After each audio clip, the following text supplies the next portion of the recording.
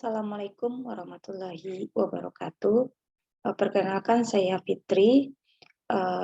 Di sini saya akan menyampaikan judul rancangan proposal tesis saya yang berjudul tentang efektivitas penerapan pembelajaran berbasis empati, creativity, critical thinking, communication, and collaboration terhadap hasil belajar pada siswa kelas 6 Sekolah Dasar Negeri 03 Alai, Kecamatan Padang Timur, Kota Padang.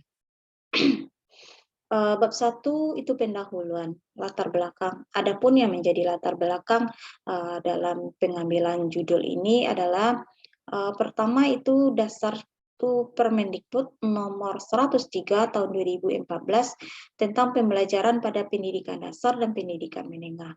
Kedua adalah Permendikbud nomor 23 tahun 2016 tentang standar penilaian pendidikan. Yang ketiga adalah Permendikbud nomor 37 tahun 2018 tentang perubahan nomor 24 tahun 2016 tentang kompetensi inti dan kompetensi dasar pelajaran pada kurikulum 2013 pada pendidikan dasar dan pendidikan menengah.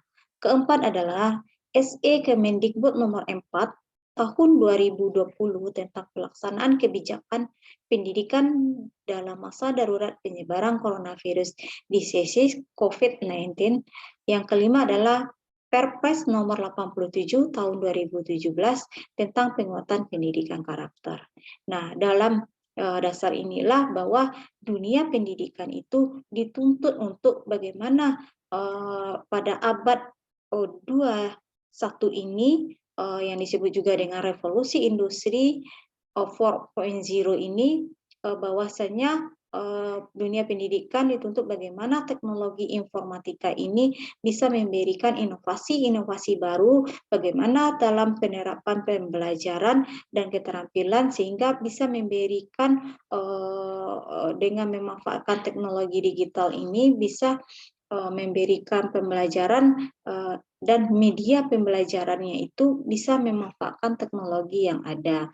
Dan tidak hanya itu, bahwa pembelajaran itu adalah proses interaksi antara peserta didik dengan pendidik dan sumber pada lingkungan belajar. Nah, lingkungan belajar itu tidak hanya pada peserta didik dan pendidik aja, tapi bagaimana memanfaatkan teknologi tersebut untuk pembelajaran sehingga nantinya mencapai lulusan siswa yang berkualitas.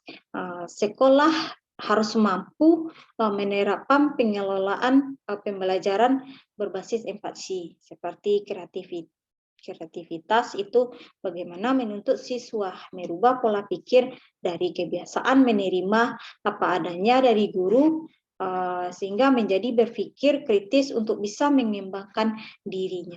Kemudian bagaimana berpikir kritis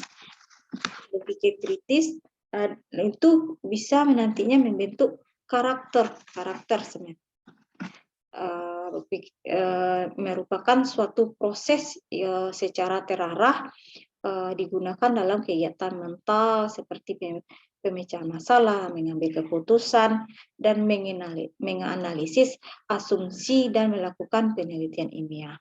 Kemudian kolaborasi. Nah, kolaborasi ini bagaimana kemampuan untuk bekerja sama. Nah, bekerja sama di sini itu adalah bagaimana seorang pendidik nantinya bisa menciptakan kerjasama yang baik siswa dalam penerapan pembelajarannya.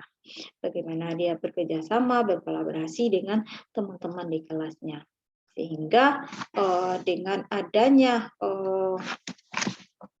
dari konsep pembelajaran berbasis empati ini seperti kreativitas, critical thinking, communication, dan kolaborasi ini siswa dituntut agar mampu memanfaatkan grand design revolusi industri 4.0 ini yang dikenal juga dengan istilah Internet of Things.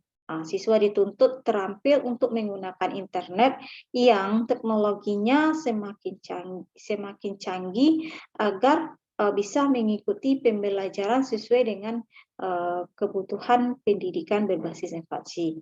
Nah, sehubungan dengan itu penulis mencoba meneliti tentang bagaimana efektivitas penerapan pembelajaran berbasis empati ini terhadap hasil belajar pada siswa kelas 6 Sekolah Dasar Negeri 03 Alai, Kecamatan Padang Timur, Kota Padang.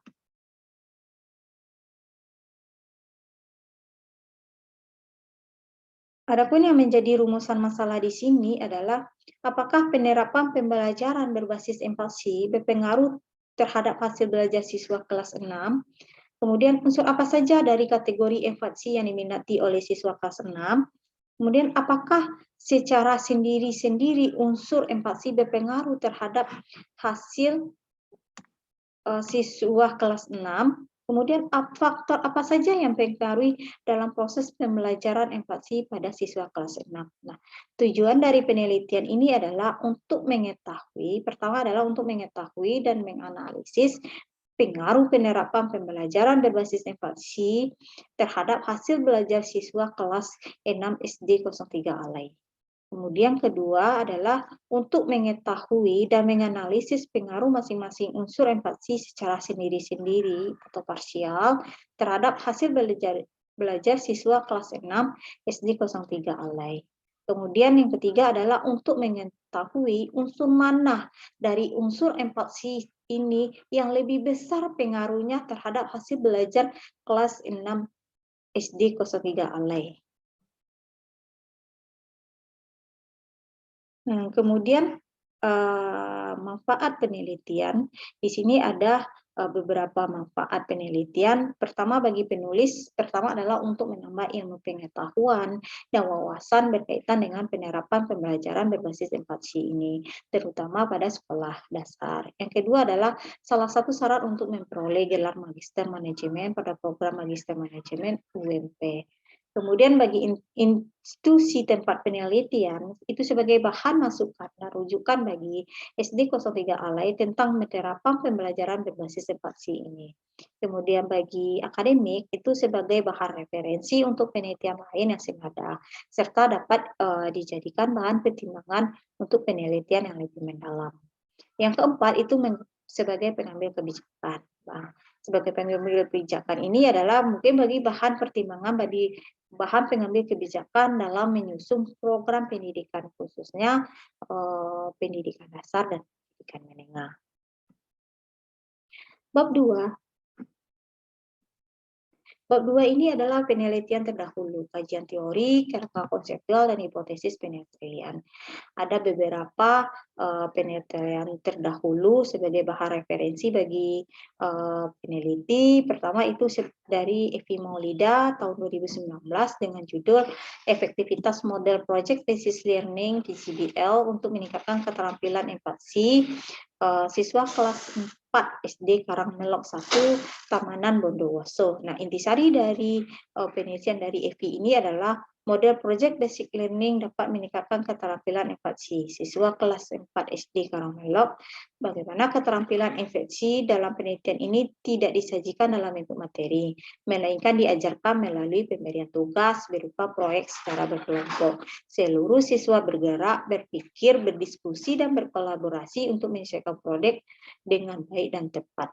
Berdasarkan pengujian menggunakan Smart PLS pada pengujian linear model, diperoleh hasil bahwa penerapan model Project Based Learning berpengaruh positif tidak signifikan terhadap peningkatan keterampilan berpikir kritis siswa kelas 4 SD dengan nilai C hitung lebih besar dari T mintable dengan nilai 1,914 besar dari 1,684 yang berarti hanya diterima. Kemudian berdasarkan pengujian menggunakan program Smart PLS pada pengujian linear model, diperoleh hasil bahwa penerapan model Project Based Learning berpengaruh positif signifikan terhadap peningkatan keterampilan berpikir kreatif siswa kelas 4 SD Karangmelok dengan lebih besar dari 1,684, berarti hanya diterima. Berdasarkan pengujian model Smart PLS pada pengujian model diperoleh hasil bahwa penerapan model Project Based Learning berpengaruh positif signifikan terhadap peningkatan keterampilan komunikasi kelas 4 SD. Itu nilainya sama dengan 1,684 yang berarti hanya diterima. Nah, kemudian yang penelitian terdahulu yang kedua adalah Fitri Anifa Tusyadah tahun 2021 yang judulnya Profil Keterampilan Empati Abad ke-21 Siswa SMP pada pembelajaran Inquiry Project Based Learning dengan strategi Reading Infusion pada tema rangkaian listrik.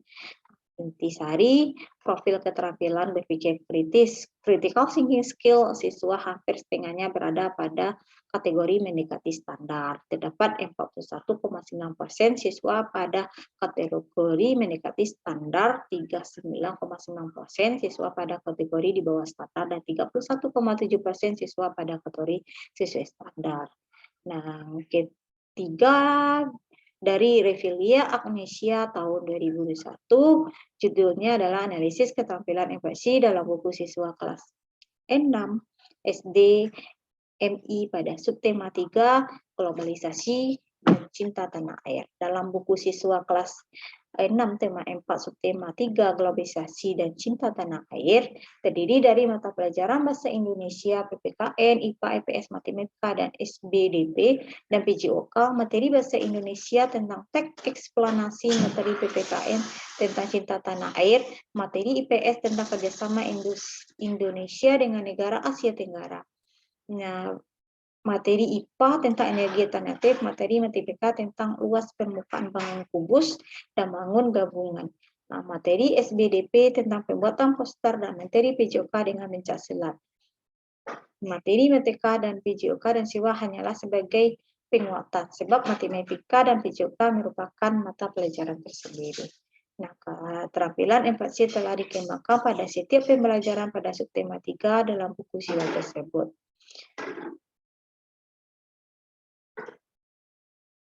Nah, di sini di bab 3 ini tentang metodologi penelitian. Metodologi penelitian itu menggunakan metode kuantitatif. Menurut Sugiono tahun 2012 bahwa penelitian kualitatif adalah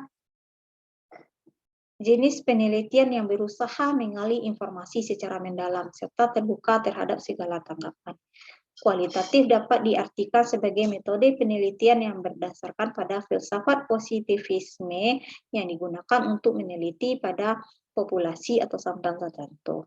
Penelitian kualitatif adalah penelitian yang bermaksud untuk memahami fenomena tentang apa yang dialami oleh subjek penelitian, misalnya perilaku, persepsi, motivasi, tindakan, dan lain-lain secara holistik dan dengan cara deskripsi dalam bentuk kata-kata dan bahasa. Lokasi penelitian. Penelitian ini merupakan studi kasus, case study pada Sekolah Dasar Negeri 03 Alai, Kecamatan Padang Timur, Kota Padang. Penelitian ini dimaksud untuk menganalisis tentang efektivitas pembelajaran berbasis empati, creativity, critical thinking, communication, and collaboration terhadap hasil belajar pada siswa kelas 6. Variabel penelitian itu terdiri dari variabel bebas, itu independen variabel. Variabel bebas, independen variabel merupakan variabel yang dapat mempengaruhi atau menjadi penyebab perubahan terhadap variabel terikat. Independen variabel itu Sugiono. Menurut Sugiono 2012-61, penelitian ini menggunakan 4 macam variabel bebas. Jadi ada 4 variabel bebas yang teliti dengan empatinya itu adalah creativity, X1, berpikir kritis, X2, komunikasi, communication, X3, dan collaboration, X4-nya. Nah, variabel terikat atau dependent variabel itu merupakan variabel yang mempengaruhi atau menjadi akibat karena adanya variabel bebas, independen variabel. Penelitian ini menggunakan satu variabel terikat, itu hasil belajar siswa. Dengan hasil belajarnya inilah nanti akan dilakukan penelitian secara kualitatif.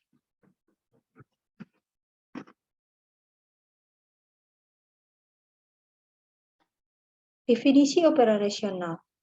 Variabel kreativitas itu adalah hasil dari interaksi antara individu dan lingkungannya. Seseorang mempengaruhi dan dipengaruhi oleh lingkungan di mana ia berada. Dengan demikian, baik perubahan di dalam individu maupun di dalam lingkungan dapat menunjang atau dapat menghambat upaya kreatif.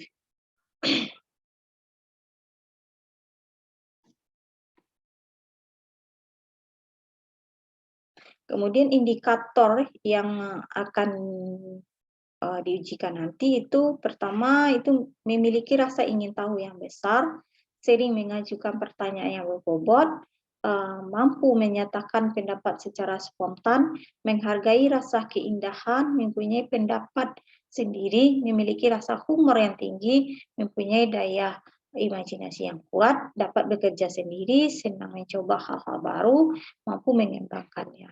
Dan alat ukurnya itu dengan skala sangat setuju skornya 5, setuju skornya 4, cukup setuju 3, tidak setuju 2, sangat tidak setuju skornya 1.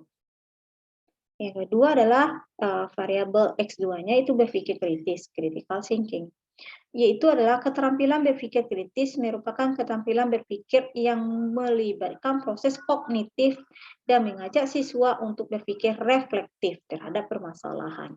Berpikir kritis melibatkan keahlian berpikir induktif seperti mengenali hubungan, menganalisis masalah yang bersifat terbuka, menentukan sebab dan akibat, membuat kesimpulan dan menghitung data yang relevan. Sumber seputar.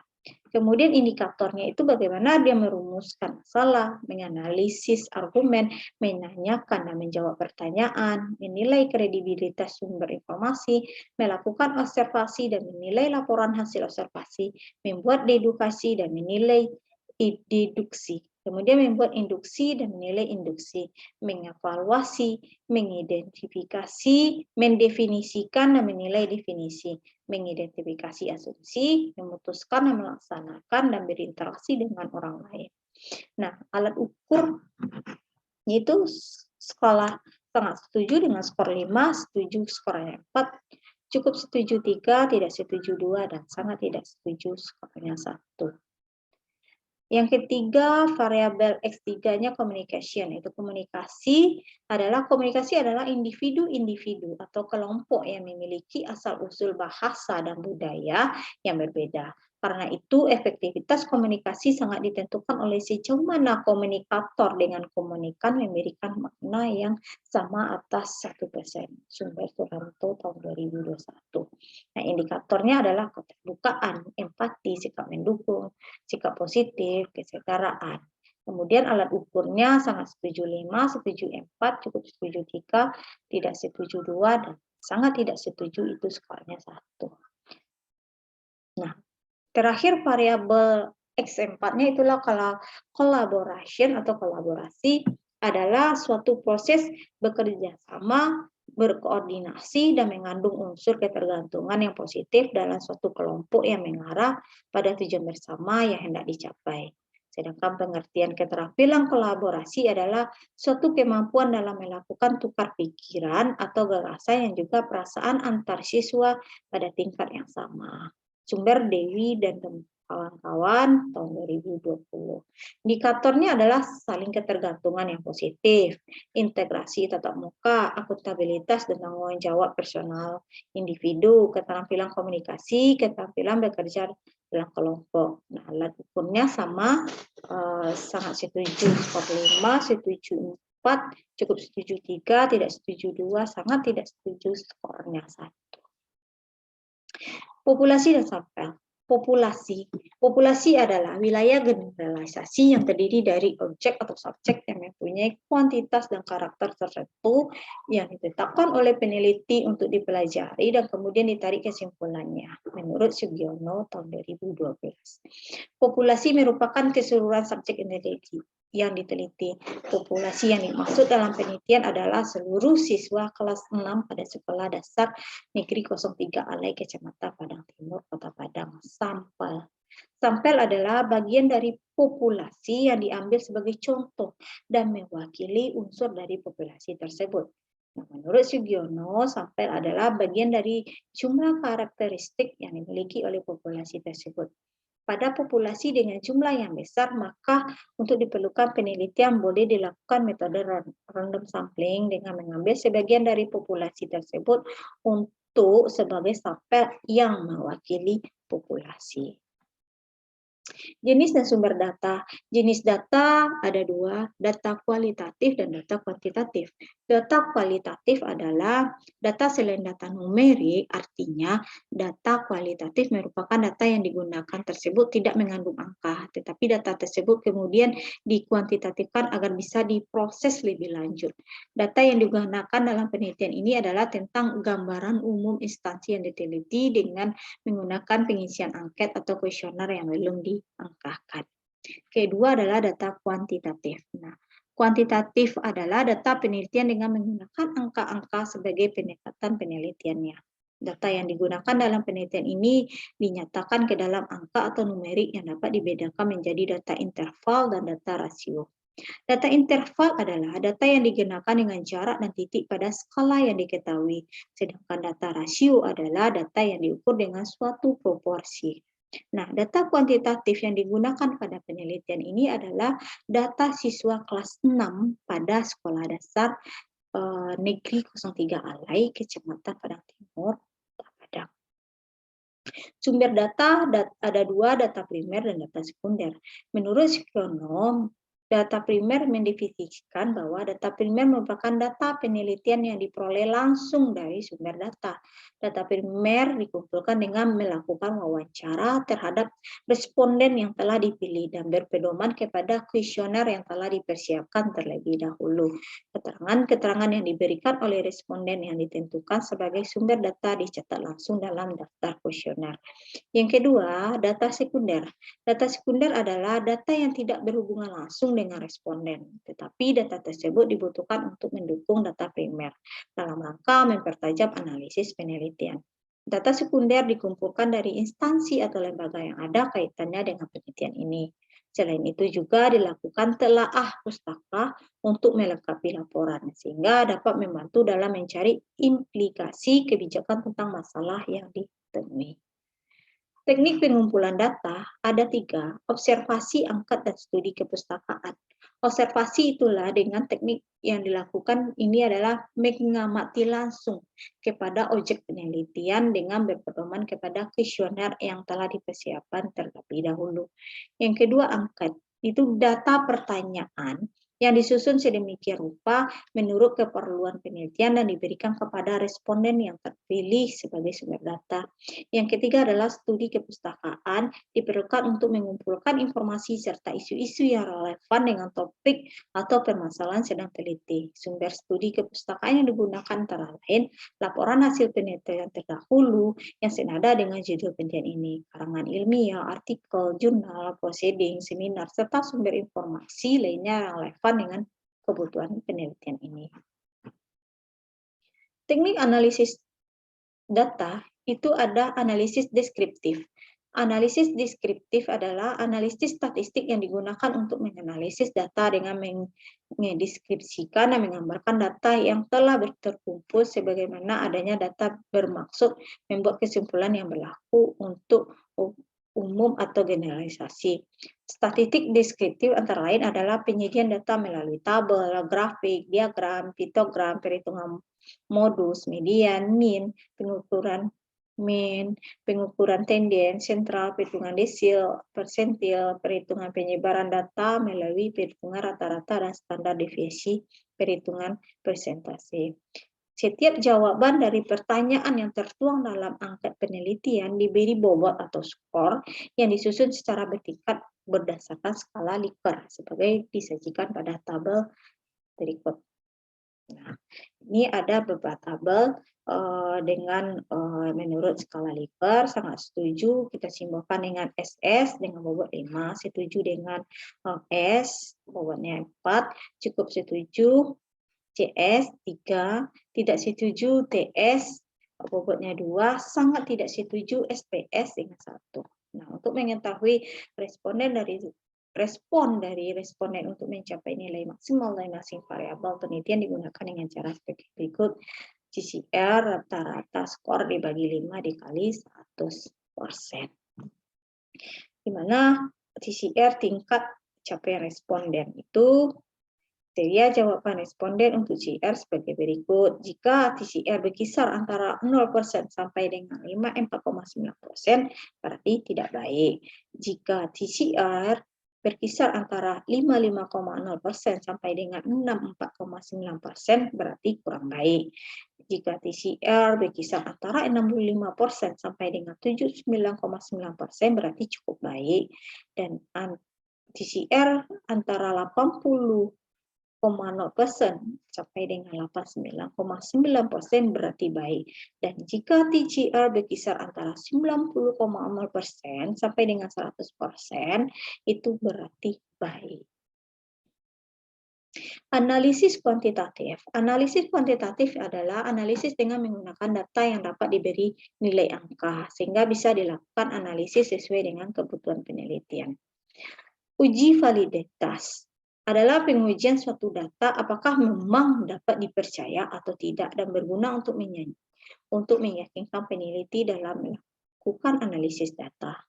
Menilai kevalidan masing-masing pernyataan dapat dilihat dari corrected item total corrected besar, corrected item total, corrected standarnya itu 0,300, maka dapat disimpulkan bahwa butir instrumen tersebut dikatakan valid. Namun sebaliknya, jika nilai corrected item kurang total corrected besar dari corrected item kurang total corrected standar sama dengan 0,300, maka dikatakan tidak valid sehingga harus diperbaiki atau dibuang. Rumusnya sebagai berikut, koefisien korelasi suatu item. Nah, dapat dilihat rumus berikut. Kemudian uji reliabilitasnya mengukur kestabilan konsisten apabila nilai convex alpha besar dari convex alpha standar, maka instrumen penelitian tersebut dikatakan reliable, artinya alat ukur yang digunakan adalah benar. Namun sebaliknya, jika nilai Cranbrook alpha kecil dari convex alpha standar sama dengan 0,00, maka dikatakan alat ukur tersebut tidak tepat.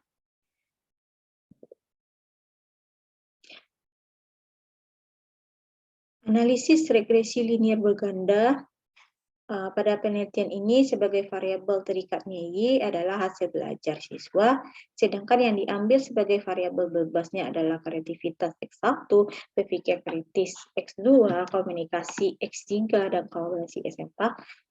Maka model persamaan regresi linier berganda yang digunakan adalah sebagai berikut. Hasil belajar siswa sama dengan A ditambah koefisien regresi X1 ditambah koefisien regresi kreativitas ditambah koefisien regresi berpikir kritis ditambah dengan koefisien regresi kolaborasi ditambah kesalahan pengganggu, artinya nilai pada variabel lain yang tidak dimasukkan dalam persamaan. Uji parsial, uji statistik T untuk melihat pengaruhnya variabel bebas secara sendiri-sendiri, secara individual atau parsial dari variabel bebas yang diamati X1, X2, X3 sampai 4 digunakan uji statistik T-test. Uji ini dapat dilakukan dengan membandingkan C hitung dengan C tabel alfa min 2 N1 ditambah N2 dikurang 2. Rumus yang diungkapkan sebagai berikut. Hitung korelasi sama dengan koefisien korelasi dibagi jumlah sampel penelitian dikurang 2 dibagi